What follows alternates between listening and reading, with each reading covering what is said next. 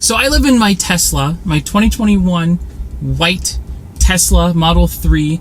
It's a great car, and it's weird because I live inside of this Tesla. I live inside of it. And I've been living inside of a vehicle for a while now, over a year and a half now.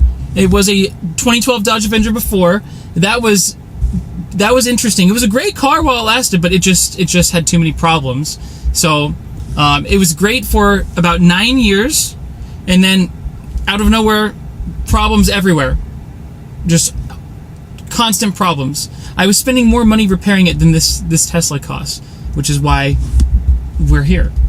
You know what I mean? So why do I do this? Why do I live in a vehicle? It's a very, very, very rough lifestyle. I mean, it can be. I don't think it is for me, but it is for a lot of people. There's a lot of reasons why, but the number one thing is that I've been pretty much constantly traveling for about 7 years now. Since 2017 or so, which actually is more than 7 years. That's about 9 years now, which is crazy, almost a decade. I grew up in Kansas. It was a very safe place. It was a boring place, but it was safe. And most of the people who I know in Kansas and knew and still know, they don't really do anything at all. You know what I mean? Their daily life is, and for most people, daily life is just waking up, getting ready for the day, going to work, coming back home, going to sleep, and maybe you get like a couple hours where you can chill and relax, but that's about it.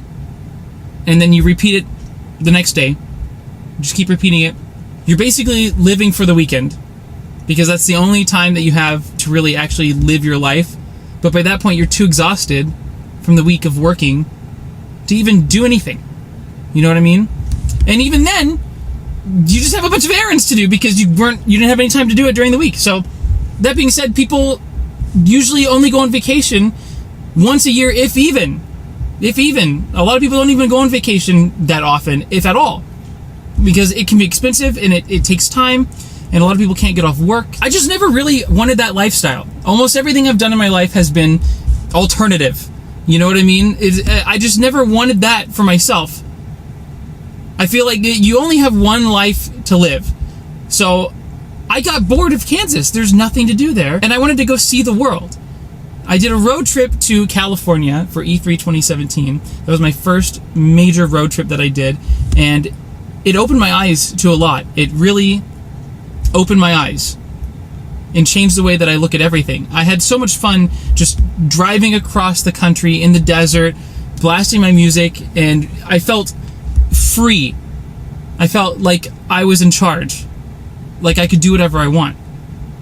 I didn't feel so restricted like I did in Kansas, where you have to stick to your schedule and you have to do the stuff that you have to do every single day. It feels like someone else is choosing what you do.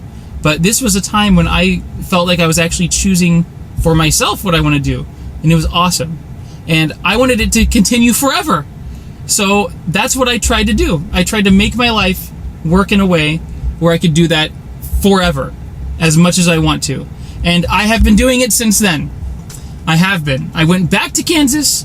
I wrapped up what I needed to wrap up. And then I was on my way. And what I did, I immediately drove all the way to Florida, and I got a Airbnb right near Disney World, and I got a Disney World annual pass, and I went to Disney World every day. I would do the work I needed to do on my computer, then I would just go to Epcot afterwards, have some delicious food from around the world. I would go to Magic Kingdom and ride Space Mountain and watch fireworks. It was really an interesting lifestyle, and it wasn't completely boring like life in Kansas was. I was doing something exciting every single day.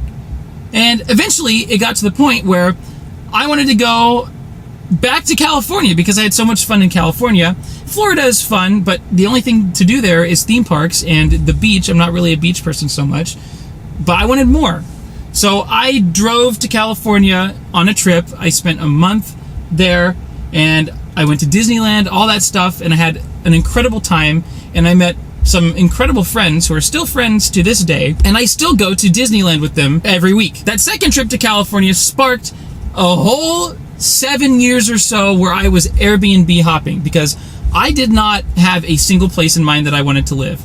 I like spending time in California. I like spending time in Florida. I even spent a month, I think 2 months in Las Vegas, actually. And I was hopping around all over the place because I just didn't want to settle in one place. You know, I get bored very easily. I don't know why, but I need novelty. I need to be doing something exciting all the time. And the most exciting thing for me is traveling, doing trips, road trips. So I noticed while I was Airbnb hopping that I would spend most of my time out of the place that I was renting. I would sleep there, I would shower there, get ready in the morning, but I would spend most of my time outside and away and doing something else. So I started to think like, maybe is it even worth it to be spending the money on these places at all?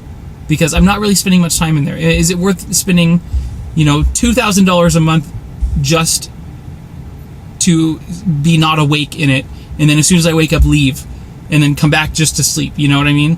I was starting to think that, and getting into that before I left Kansas. Adam the Woo was one of my favorite YouTubers, and he passed away recently, which is really sad. He was living in a van at the time that I was in Kansas, and I just thought that it was a very, there's something about it that made me want to do it myself. I don't know, just the idea of it all, like just constantly traveling from place to place and doing exciting stuff all the time, and in exchange of that, you just sleep in your vehicle. I mean, a van is nice. It's large. It has space. It's totally doable. It may not be as comfortable as a home, but it allows you to live a very interesting lifestyle, which I value more than anything.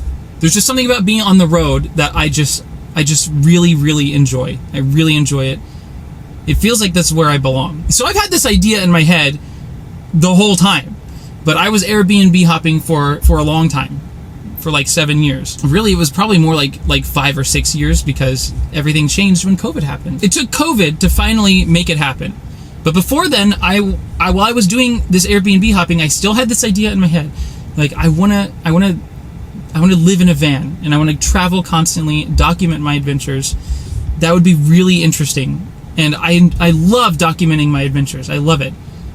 There's something about it. I love going back and watching my adventures, And I love showing people interesting stuff. I think it's fun to live vicariously through video and be able to see things that you may not be able to see yourself. At least I can show it to you. But the thing that was holding me back was I was scared. I don't know. That's why I didn't do it. I would have been doing this the whole time, but I was scared. Everyone who I brought this up to told me I was crazy for even thinking about it. I mean, everyone said that, but also there were a lot of people who actually said that it might work for me, actually. I might be the one person it might work for. I don't know. It took me forever to figure out how to actually sleep in a car. One of the times I was in Florida, I decided to do a little challenge where I lived in my car for 3 days while I still had the Airbnb. And it was challenging because I didn't know what I was doing. And I didn't have any window covers at all. So when I would sleep, the windows would be just completely exposed. Everyone could see in. I don't know. It was uncomfortable. It was impossible to get work done because I had to do video editing on a laptop that required wall power in order to run because this was several years ago. So I had an inverter, but it wasn't permanently installed in my car. So I had to pop the hood open, connect the inverter like jumper cables, connect it onto the battery, just to be able to run my laptop to do video editing while I was doing my 3-day living in a car experiment. But the problem was I was in Florida, and you know what happens in Florida every single day? It rains for like an hour every single day, pretty much. Sometimes it rains much more than that, but usually every day it rains at least an hour. And guess what you can't have in an inverter? Water. So that was the main challenge, was trying to figure out how can I actually do this lifestyle and get the work done that I need to get done and just make everything come together in a way that makes sense. It took me a long time to figure that out, and I have finally now figured it out in this current situation. But that's why it took me so long to actually jump into it, because I was just scared that it wasn't going to happen. But even though I was scared, I felt like, maybe I just need to jump into it. Maybe I just need to do it and really, for real, try it without a place at the same time to fall back on. Because this whole 3-day experiment, I knew that I had the Airbnb I could go back to. And again, I only had the Airbnb hopping journey and also attempting to live in a vehicle journey because I never found a place that I permanently want to settle down. And I like to go on adventures all the time. I felt like I just needed something to push me into it. And that was COVID. I was renting a nice studio apartment that was a separate building in a person's backyard in the LA area right during COVID. I actually had this place for several months. I liked it that much. I had this place for several months, and I had it during COVID when COVID started. A month or so, a couple weeks of COVID went by right after everything was locked down. And in the main house, there was an elderly woman and her son living there in that house, and her son went to work every day. And so she called me up and she was like, hey, I would like for my son to stay in the place that you're staying in because I'm scared he's going to give me COVID because he goes to work every day. And, you know, she's an elderly woman, so that's not good to get COVID as an elderly person, you know. COVID is mild for most people, you know. I mean, we didn't really know that at the beginning of COVID when it was happening, but it's mild for most people, but it's not very good for elderly people, you know. So I understand that, but I was thinking, you know, maybe this is the push that I need to make this happen, you know. Maybe this is the push that I need. I got all my stuff out of that place. I stayed with a friend for a while because COVID was happening and everything was locked down. Once things started to calm down with COVID, I started looking into what can I do, you know. How can I make this lifestyle happen? I did look at Airbnbs around town, you know, and even throughout the whole country. The thing is, when I was Airbnb hopping, it was way cheaper than actually getting an apartment or anything like that. And, you know, I was looking into apartments and places, but remember, I didn't want to settle down in a permanent place. That's why I was hopping around. So apartments were just so much more expensive anyway. So Airbnb was great because it was so inexpensive and affordable. It was awesome. But after COVID and even right before COVID, the prices of all Airbnbs everywhere just went through the roof. And now they cost about the same as renting an apartment. So if I were to get an Airbnb for, you know, an extended period of time, it might as well just be an apartment. Because I was thinking about, right, you know, once COVID started to calm down, to get an Airbnb and for like a month and figure out what to do there. It didn't make sense to do that. It's too expensive. So what I ended up doing was I got a huge RV, massive RV, the size of a bus, 2 car lengths long. It had a full-size queen bed in a bedroom, a bathroom with a toilet and a shower and a sink, and it had a full kitchen with an oven and a stove and a microwave and another sink in the kitchen. And it had 2 couches which could turn into twin-sized beds, and it had a queen-sized bed above the driver's seat in the little overhead cabin area, which is crazy. It was a huge RV. It was massive. So why did I go with a huge, massive RV instead of like a van? Well, I was looking at vans, and, you know, I looked at used vans on Craigslist and Facebook Marketplace and all that stuff, and they were of a lower quality usually, and the ones that were nice were expensive as hell. And I looked at new vans, like the camper vans. Those are just outrageously expensive. They're like, some of them are like, I mean, they can be as expensive as you want, but on average, I found that a modern camping van, new, is like $100,000 or so, even more sometimes. It's difficult to find one for less than that. And I looked at used ones. They're also expensive. This RV that I got was massive, and I learned that Class A RVs, the big RVs, used, typically are much less expensive than a used camper van that is much smaller. So I went with a massive, huge RV, and it was very interesting. At the time that I got this RV, I was actually in Colorado at the time, and I purchased it in cash in Colorado, this massive RV. I prepared everything. I moved into it. I set it up as my home. I got silverware that matched the color of the interior design of the RV. It was a 1996 RV, and it was cool. It was actually really cool. And it was in perfect condition. I mean, obviously it was old. There was wear and tear on it, but it only had about like 50,000 miles on it. So that's not bad. Everything was in working condition.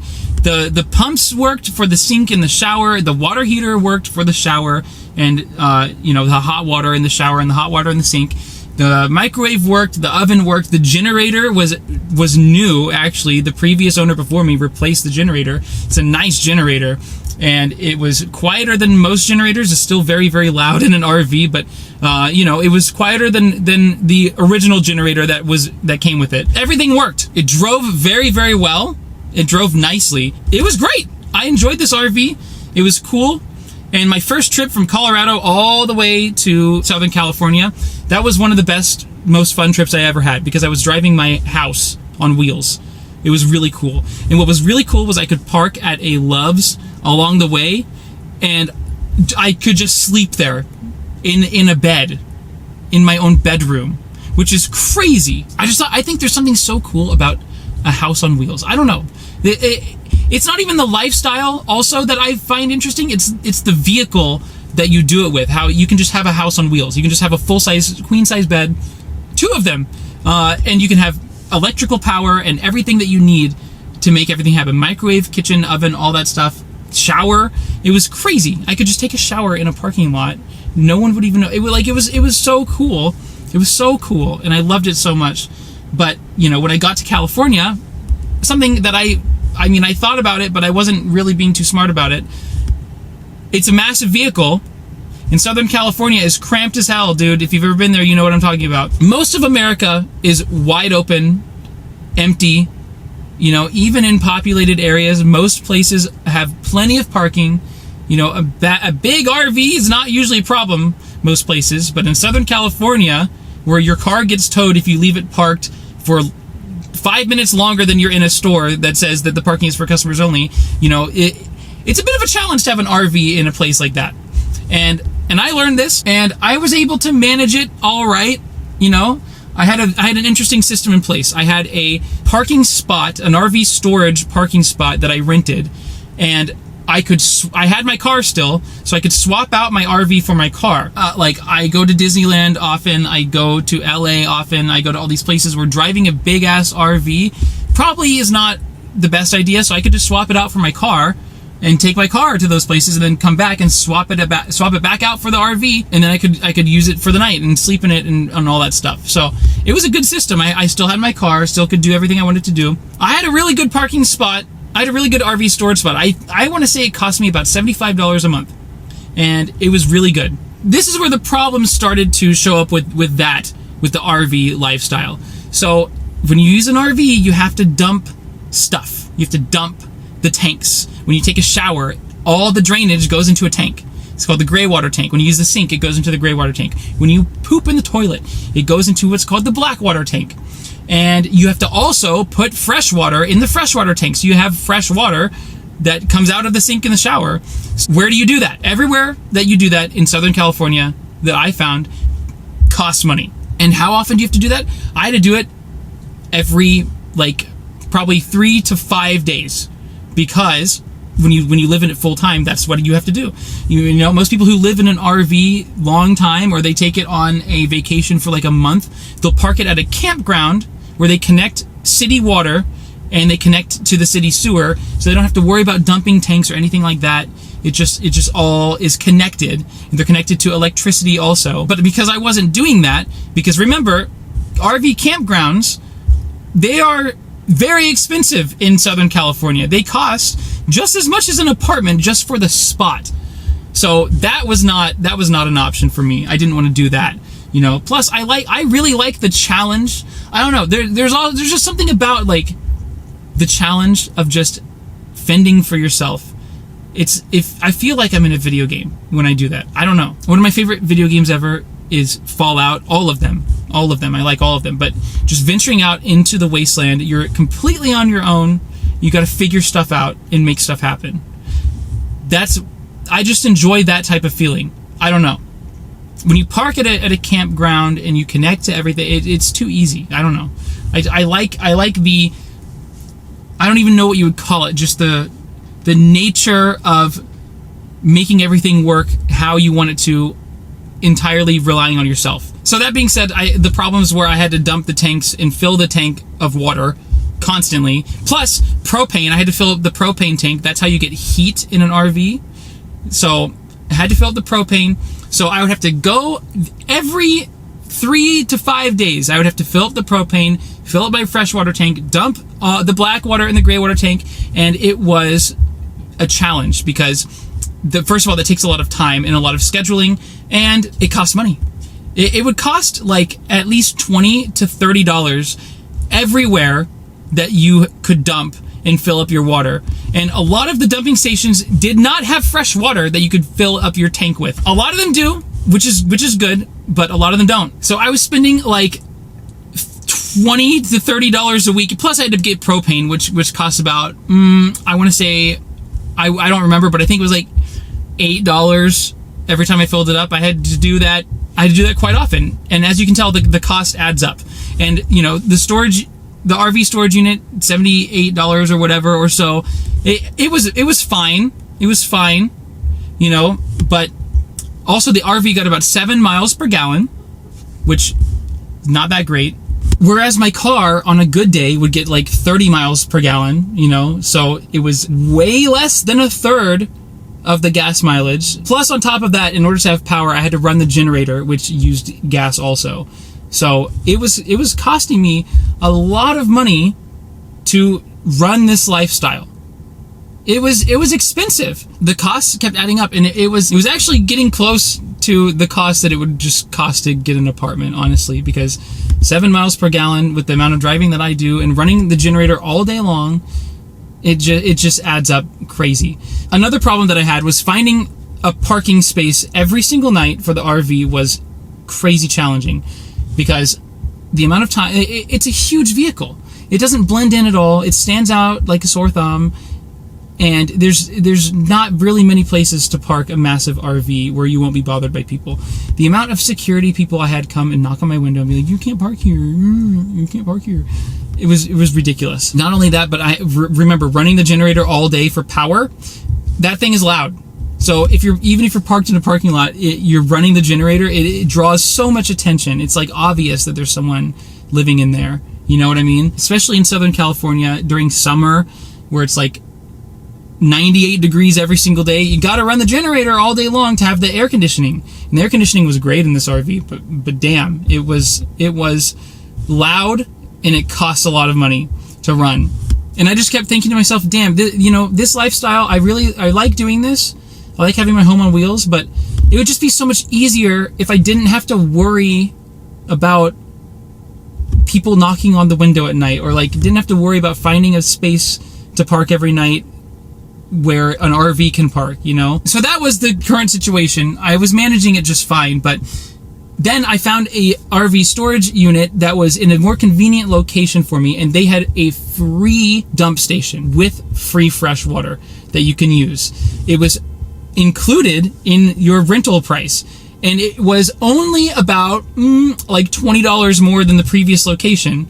So only paying $20 extra per month to have unlimited dumping, unlimited fresh water, it was well worth it. So I changed to this storage location, and it was great for a few months. And then what happened was every corporation in the entire country of America started to raise their prices of everything way higher than the actual rate of inflation, because they could use COVID as an excuse. So, for example, a McDonald's cheeseburger before COVID was like $1, literally, and then it became at this point, which was a few years ago now, it became like $2.75. That's an inflation rate of 175%, when during COVID it was not that high of an inflation. It was, I mean, currently we are in 2026. And since COVID, we've had about 20% rate of inflation.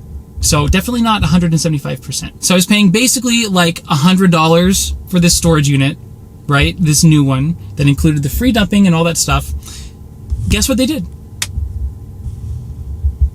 They raised the price to $250. $170 per month. They almost tripled the price of this storage unit. And as soon as they did that, tons of people just left. I was at the point where this lifestyle was already costing me a lot of money. It was fine, but with this, it's like, well, now it doesn't even make sense anymore to do this. It doesn't even make sense, you know? The RV is huge. It doesn't blend in. It's hard to park it somewhere without being bothered. Costs too much money. And you know what's cool is that the previous storage unit that I was at was completely full, and they also raised their prices as well. So ain't no way to go back to that one. So I was thinking about it, and I was like, well, what do I do? What do I do now? You know, this is too damn expensive. I thought about it, and I was like, well, what if I get a van? But remember, they're very expensive. And I was thinking like, you know, the RV's too big, a van is too expensive, and the van also doesn't really blend in very well, and it sticks out like a sore thumb. You know, it's obvious when someone is living in a van, pretty much. What can I do that will make everything less stressful and easier? And guess what I did? I just sold the RV, and I moved into my Dodge Avenger, my car. And it was great. It blends in very well. I had window covers for it, everything. I painted the window covers black. It was great. At this point, I built up a lot of experience on where I can park without being bothered. Even with that, you know, I would still get bothered in the RV all the time. Since I went in the car using my knowledge of where I can park and all that stuff, I haven't been bothered a single time because it blends in. And my car is much cheaper to run. It's 30 miles per gallon, you know? Even running it all day with the AC on, it doesn't cost that much, you know? And I can even totally avoid spending the cost of running it all day by just working in Panera or something like that, you know? I lost the shower, lost the kitchen, lost the sinks, lost the queen-size bed. But all I had to do was just tilt my seat back, get a pillow, get a sleeping bag, and it was completely fine. I had no problem with it. I installed an inverter in my car permanently so I could have power as long as the engine is running. I could power anything, and I had an electric pot that I could make ramen noodles in or anything. It could even cook a steak. You could cook anything in it, and it was awesome. So that's what I did for food. And showering, done at Planet Fitness, which is good because it kills two birds with one stone, because I've wanted to go to the gym anyway. So now I can go to the gym, actually exercise, be healthier, look better, and that's how I take a shower and get ready in the morning. So all the things that I lost in the RV were easily replaceable, easy to manage in a car. Installing an inverter changes the game. It changes the game. The only thing is you have to pay for the gas to run the car while you're using the inverter. So lots of people can't afford that. It wasn't a problem for me necessarily, but I know a lot of people can't afford that. But I'm telling you, that is the biggest game changer, having wall outlets in your car so you can use any device that you want. It's a game changer. I started doing this lifestyle in the car about a year and a half ago, and I've been chilling since then. Honestly, the only time that I even feel like I live in a car at all is when I'm sleeping in it. You know what I mean?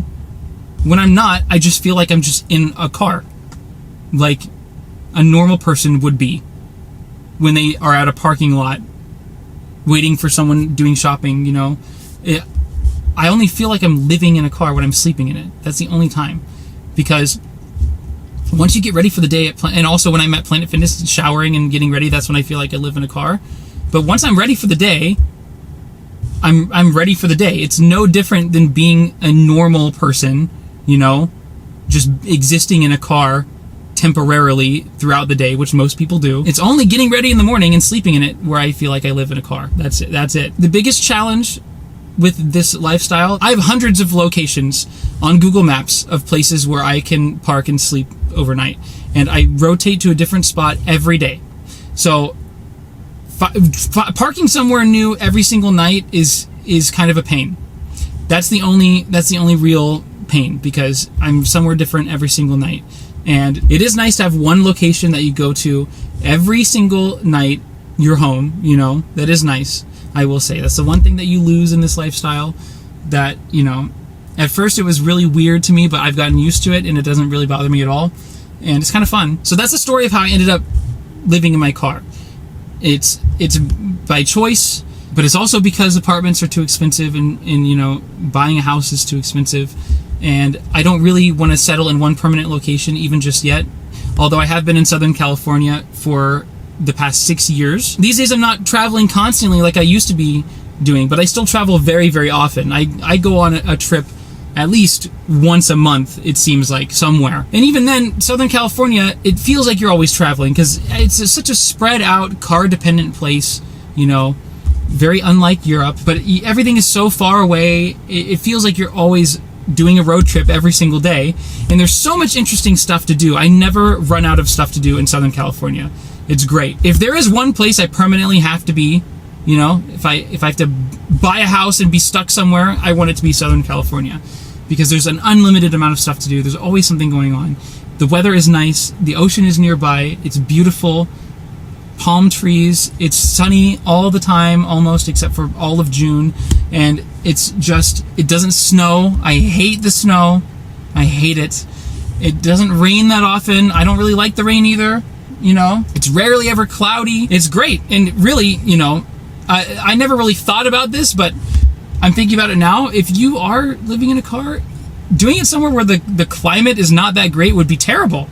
I mean, if you're somewhere where it's freezing cold over winter, you know, like Colorado or Kansas or anywhere up north, that just sucks. That just sucks, because you're gonna be freezing cold at night. You have to have tons of blankets. There's no safe way to really heat a car overnight, because you can't have the engine running overnight. That's a risk of carbon monoxide poisoning. Don't want to have that. You know, some people do it. I don't do that. I think that's crazy. You can have a propane heater maybe, but if it tips over and lights the seat on fire, you're gonna die. And also, carbon monoxide poisoning. It's combusting gas, propane. Can't run an electric heater because to use the inverter, the car has to be on. And also, you can't draw that much current from the inverter anyway. I had a 700 watt inverter, so I wouldn't be able to run a space heater anyway in my car. So definitely living somewhere where the climate is nice is very, very helpful when you are doing this lifestyle. The high cost of Southern California, it doesn't matter when you're doing this lifestyle. It doesn't matter, because the high cost is mostly tied into the place that you live. Gas is more expensive here, yes, but groceries and stuff, you know, typical things that you spend money on, they're like maybe 5 to 10% more expensive than everywhere else. It's not that crazy. You know, everything at Walmart, it feels like the same price as everywhere else. I don't really think that there's that much of a difference in your everyday items that you spend money on. The high cost that people talk about with Southern California is mainly tied up in your place of residence and the gas cost. But the thing is, I mean, you don't have to spend that much on gas, you know, especially with the climate as good as it is. When the weather's nice, you don't have to run the car. You know, if you limit your driving, you don't have to spend hardly anything on gas. So even though the gas price is more expensive, gas, it really shouldn't be one of the main things that you spend money on in your budget, you know. But long story short, that's why I live in a car. And I did it because mainly I wanted to travel around and constantly go on road trips, and now I'm in Southern California. And I mean, my plan was to do that, and then I met my boyfriend who lives here. So I'm also tied up with that. But I still go on adventures all the time. But maybe one day, I can hit the road again. If this channel ever becomes successful and I make enough money from it to actually sustain a lifestyle where I'm constantly traveling all the time, I'm going to do it. But that's not how it is right now. So for now, I can just show you my life. I still go on adventures all the time, but that's why I am in this vehicle. Now I'm in a Tesla. I just got rid of the Dodge Avenger. I mean, I still have it, but it was falling apart, having all these problems. It was great for 99% of the time that I had it, but the past year just gave me so many problems. I was repairing everything myself. I was spending so much time and money doing this that it wasn't worth it anymore. And I needed a reliable vehicle, and I needed a vehicle that has climate control overnight. The Tesla is so great for that. You can run camp mode and have climate control overnight without there's no engine that runs using gas or anything like that. There's no risk of carbon monoxide poisoning, anything like that. So you can have climate control overnight. It's great. A Tesla would be wonderful in a place where the climate is not very good, because you can run climate control overnight. It would be great. So that's a long story of why I ended up living in a car, how I ended up living in a car, and that's that.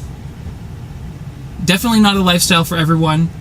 wouldn't recommend it to 99% of people, but I have that nomad spirit in my heart, and I always have. I don't know. I've always had that alternative lifestyle spirit in my heart. I don't know. I just never wanted a normal life. I never did. I always wanted to do something interesting. So, here we are. And as soon as I get bored of this lifestyle, I'm going to stop. But I don't know that that's going to happen anytime soon. I mean, I know eventually I'll get old, and I'll physically be unable to do this, I might end up in a wheelchair, I don't know. But for now, I'm enjoying it, I'm going to keep doing it, and I will never regret it. The memories that I've made, the places I've been, the things that I've seen, the stuff I've been able to do, I wouldn't change it for the world. I've lived a life with more adventure than most people could ever imagine even doing in a single lifetime. I've had several lifetimes worth of adventure in my life so far, and I'm 29 years old. There's still so much more time to... the amount of stuff that I've done is crazy. It's just insane. You could write a book about my life, and it would be very interesting to read. Which is why I'm documenting my life, because I think it's interesting. I don't know. I will never regret doing any of this, ever. It's an incredible way to live, and I think most people would hate it, but I love it. I love it. I think it's great. You only have one life. You only have one life, and it could end at any moment. Someone could run into your car, and it could be over.